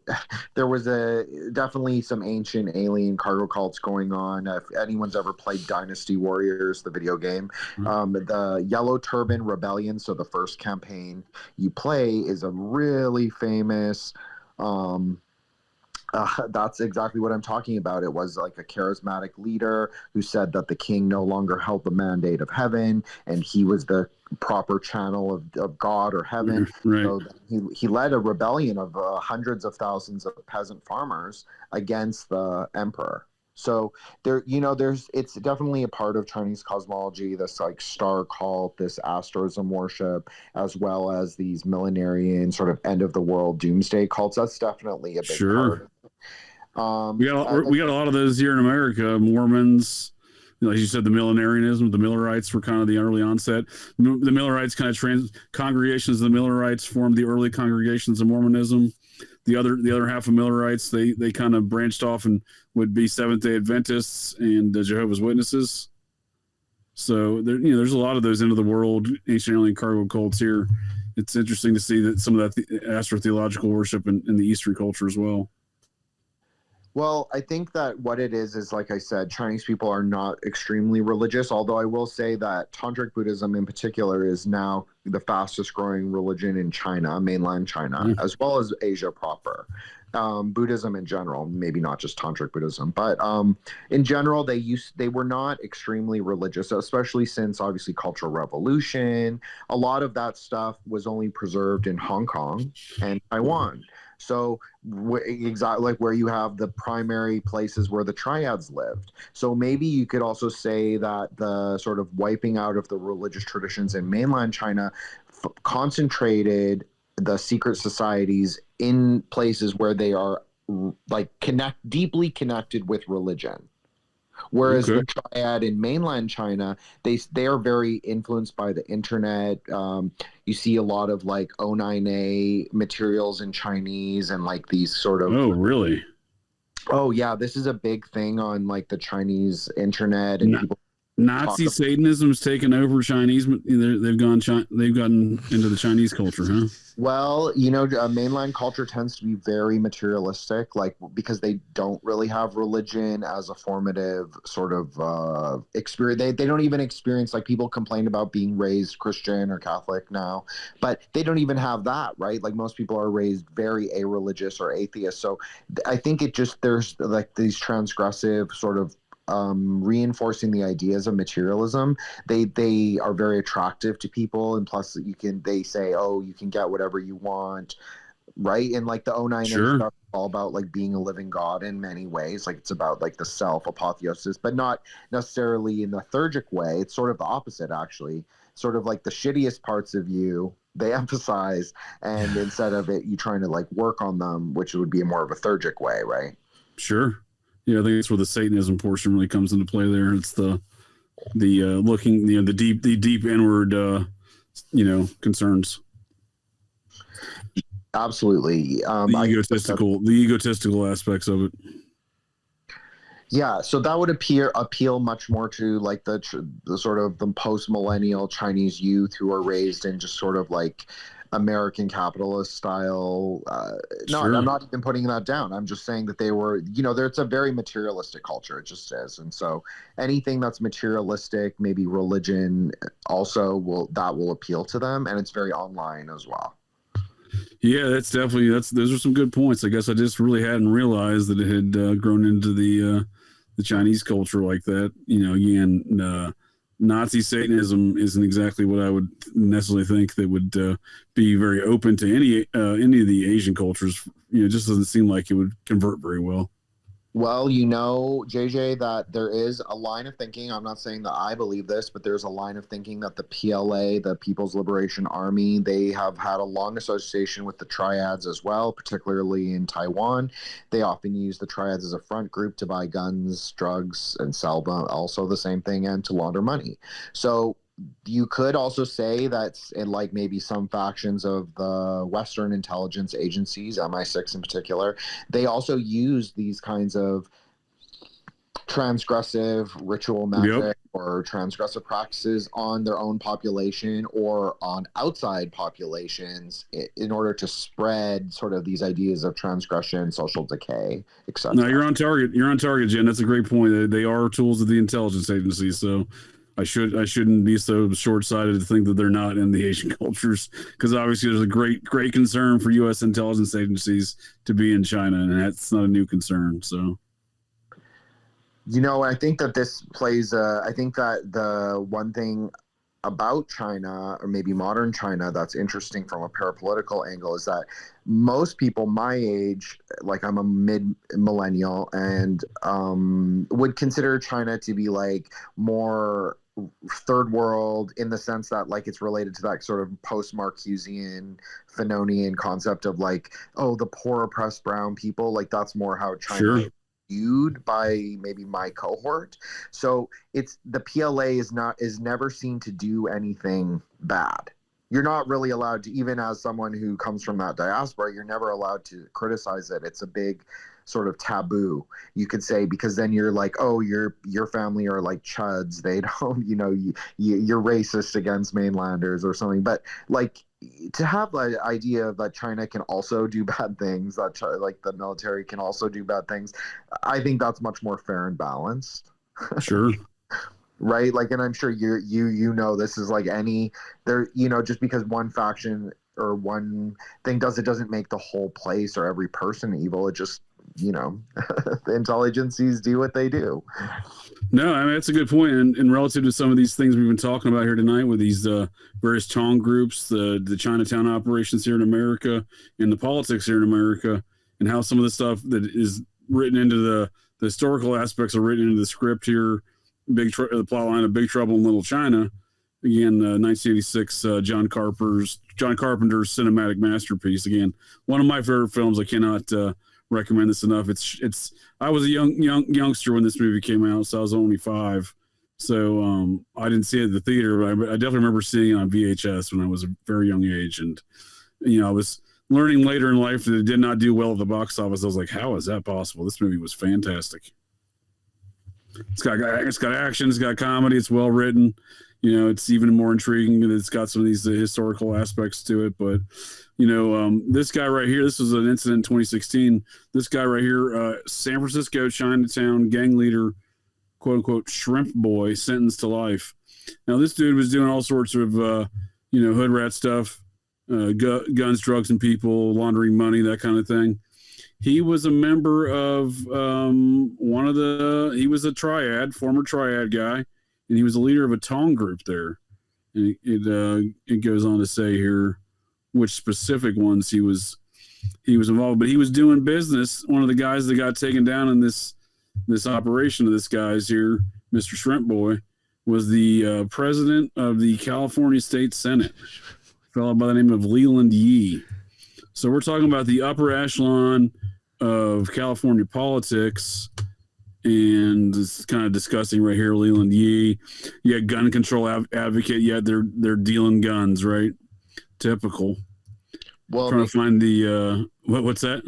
Well, it makes sense. Like people who would advocate for the strictest gun laws, right, would be making the most money off the black market. Absolutely, making that profit.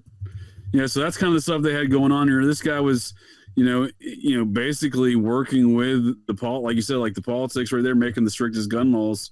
I can't find the Tong unit. Maybe it's on a different one here. I'll look. Making the strictest gun laws. Well, they're dealing the guns. They're dealing drugs. They're money laundering, And again, this guy's in prison for life under all these racketeering charges. But here we go. He was the Chi Kung Tong organization. He was the leader. Is that the dragon head or leader of the San Francisco-based Chi Kung Tong organization? One of these Tong groups there in San Francisco's Chinatown, causing big trouble. Is this a big organization? Is this prominently known? I'm not familiar with this one, JJ, but I think that it's interesting to note on a parapolitical level that the Cantonese triads are deeply connected to either the Navy, because you have a lot of Chinese military, Sure. like Chinese American military families are connected to the Navy, and then so maybe like the Office of Naval Intelligence, et cetera, et cetera. Yeah, same goes with like the Philippines as well. Yeah, for sure. Yes. Yes, and then the Taiwanese, like the more Mandarin speaking triads, they would be more associated with like Virginia, Langley, whatever, like that kind of Sure. East Coast. Even though the Taiwanese Americans live a lot on the West Coast, I think they're much more closely tied in with those DC sort of intel agencies because the truth is Taiwan has always been a bastion for Western naval intelligence, but just Western intelligence in general. And Taiwan used to be ruled by a Japanese military junta, which is really interesting, and nobody seems to remember that history. Yeah, I'm not exactly familiar with that history either. No. So what ethnic group does this shrimp boy fella come from? I'm not going to pronounce this right. Kwok Chong Chow. So it sounds Cantonese. It sounds like his name is Cantonese, which is surprising, but it makes sense for California, right? Because you would have families that have been there for 200, maybe 300 even years. Oh, no, we cut out. I lose it. Oh, we lost Jen. sure sounds like it. Houston, we have a problem. Yeah, so this guy was seemingly shrimp boy here was seemingly involved in one of these tong units, the Triads, right? We got two gens. Is this possible? Sorry about that, guys. No worries. Okay. Well, it just seems like this is a good example of some of these parapolitical aspects that are written into the plot line of Big Trouble in Little China. We got Shrimp Boy here causing big trouble in Little China here in the modern era. And he's kind of an interesting character. It seems like he's got this seemingly Chinese Freemasonry connections through the Triad. He's the leader of this Tong group there in Chinatown. He's doing business. One of his close constituents and criminal conspirators is the president of the California State Senate. Folks like Governor Moonbeam Jerry Brown was, mum was the word for old Moonbeam when this is popping off. Despite Leland Yee, the senator fella, being a Democratic Party guy. So Governor Moonbeam Brown was identified by Ed Sanders in his files as being most probably a member of the Process Church. He's had numerous terms as the California governor, was the governor back in 2016 when this occurred. Grew up in Laurel Canyon, dated Linda Ronstadt. Different story altogether. Nonetheless, no one within California politics had any statements really on this. This was all very hush-hush, you know what I mean?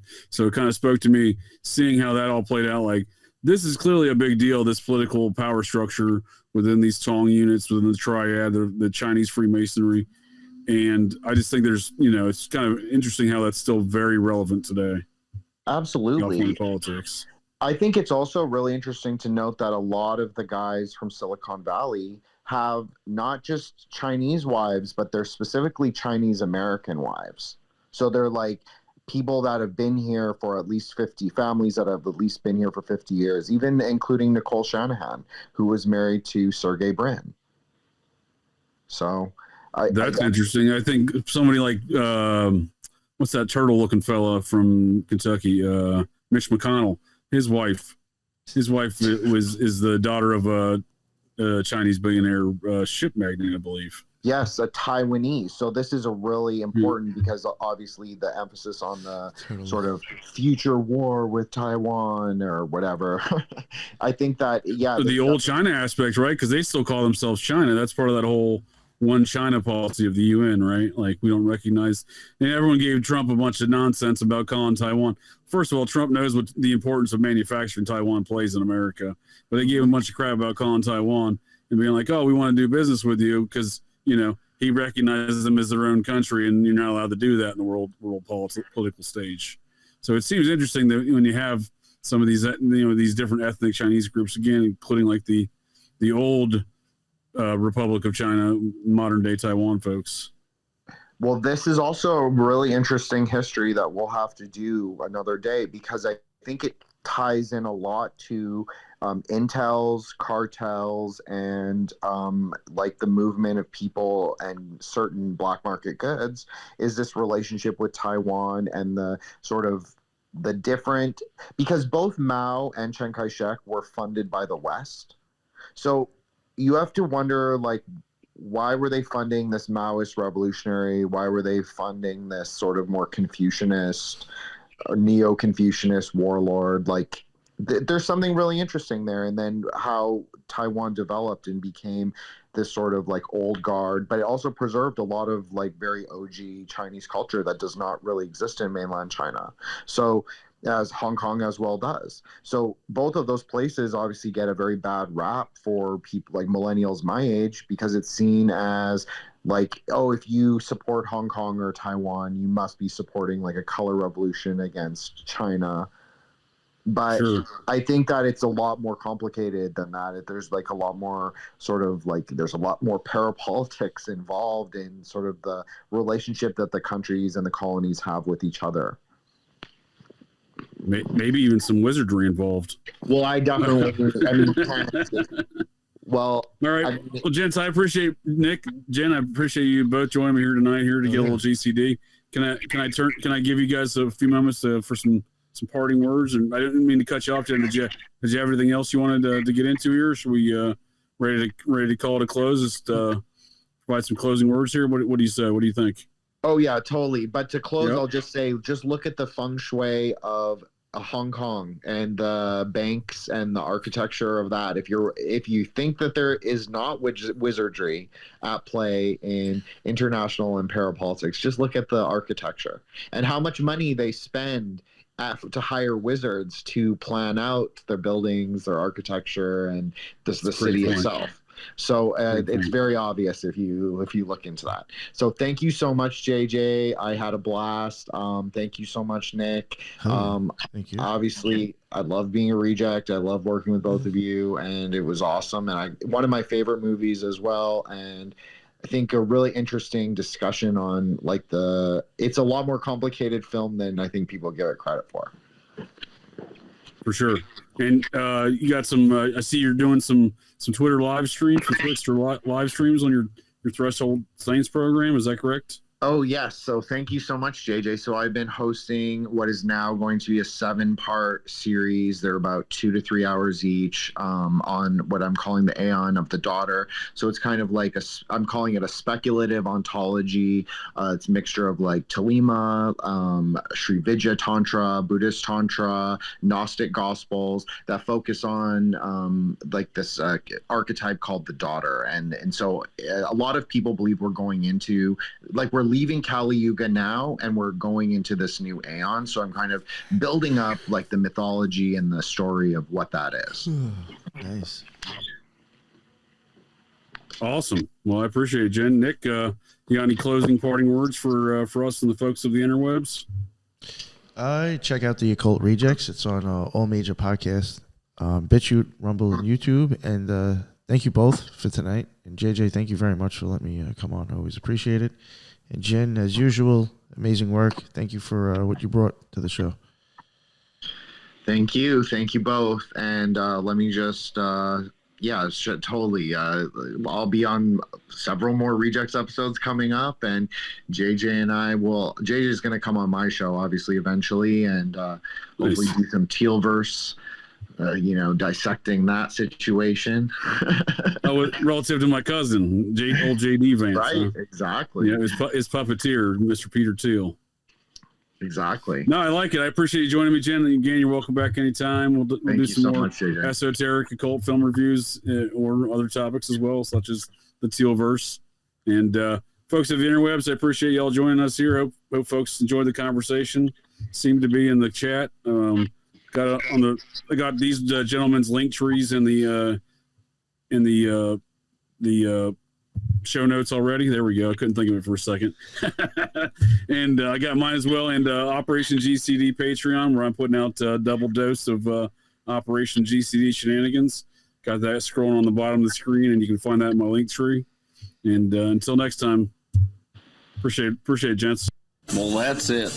That's the show here, folks. So the next time you're out on the town, visiting your local watering holes, or perhaps just meandering around, and you hear the unmistakable sounds of metal clanking, and you spot signs of a disturbance, to check your six. Look in that garbage can, 'cause you never can tell. The GCDs may be loose in your town.